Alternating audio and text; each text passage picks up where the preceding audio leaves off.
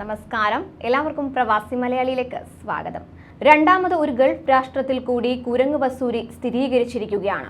കഴിഞ്ഞ മേയിൽ UAE-യിൽ കുരങ്ങ് വസൂരി റിപ്പോർട്ട് ചെയ്തതിന് പിന്നാലെ ഇപ്പോൾ സൗദി അറേബ്യയിലും രോഗം സ്ഥിരീകരിച്ചിരിക്കുകയാണ്.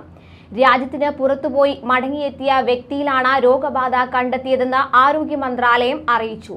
റിയാദിൽ വ്യാഴാഴ്ചയാണ് ആദ്യ കേസ് റിപ്പോർട്ട് ചെയ്തത്. ഈ വ്യക്തിയുമായി സമ്പർക്കത്തിലേർപ്പെട്ടവരെ പരിശോധിച്ചെങ്കിലും ആർക്കും തന്നെ രോഗലക്ഷണം കണ്ടില്ല. ഈ വ്യക്തിയുമായി സമ്പർക്കത്തിലേർപ്പെട്ടവരുടെ സാമ്പിളുകൾ ശേഖരിച്ച് പരിശോധനയ്ക്ക് അയച്ചിട്ടുണ്ട്. രോഗവ്യാപനം സംബന്ധിച്ച് മന്ത്രാലയം സൂക്ഷ്മ നിരീക്ഷണം തുടരുകയാണ്. ഇതുമായി ബന്ധപ്പെട്ടവയെല്ലാം നിരീക്ഷിക്കുകയാണ്. ആവശ്യമായ മുൻകരുതൽ സ്വീകരിച്ചിട്ടുണ്ടെന്ന് ആരോഗ്യ മന്ത്രാലയം അറിയിച്ചിട്ടുണ്ട്.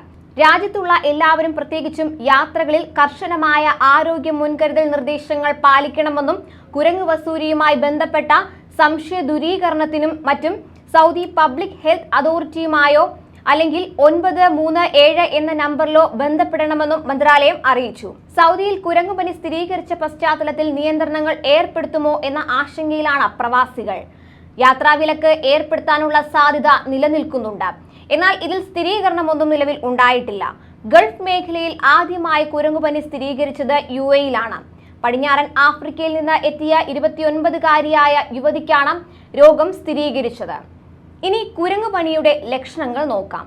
സാധാരണഗതിയിൽ കുരങ്ങുപനിയുടെ ഇൻക്യുബേഷൻ കാലയളവ് 6 മുതൽ 13 ദിവസം വരെയാണ്. എന്നാൽ ചില സമയത്ത് ഇത് 5 മുതൽ 21 ദിവസം വരെയാകാം. 2 മുതൽ 4 ആഴ്ച വരെ ലക്ഷണങ്ങൾ നീണ്ടു നിൽക്കാറുമുണ്ട്. മരണനിരക്ക് പൊതുവെ കുറവാണ്. പനി, തീവ്രമായ തലവേദന, കഴലവീക്കം, നടുവേദന, പേശിവേദന, ഊർജ്ജക്കുറവ് എന്നിവയാണ് പ്രാരംഭ ലക്ഷണങ്ങൾ. പനി വന്ന 13 ദിവസത്തിനുള്ളിൽ ദേഹത്ത് കുമിളകൾ പ്രത്യക്ഷപ്പെടാൻ തുടങ്ങുന്നു. മുഖത്തും കൈകാലുകളിലുമാണ് കൂടുതൽ കുമിളകൾ കാണപ്പെടുന്നത്. ഇതിനു പുറമെ കൈപ്പത്തി, ജനനേന്ദ്രിയം, കൺജക്റ്റീവ, കോർണിയ എന്നീ ശരീരഭാഗങ്ങളിലും ഇവ കാണപ്പെടുന്നു.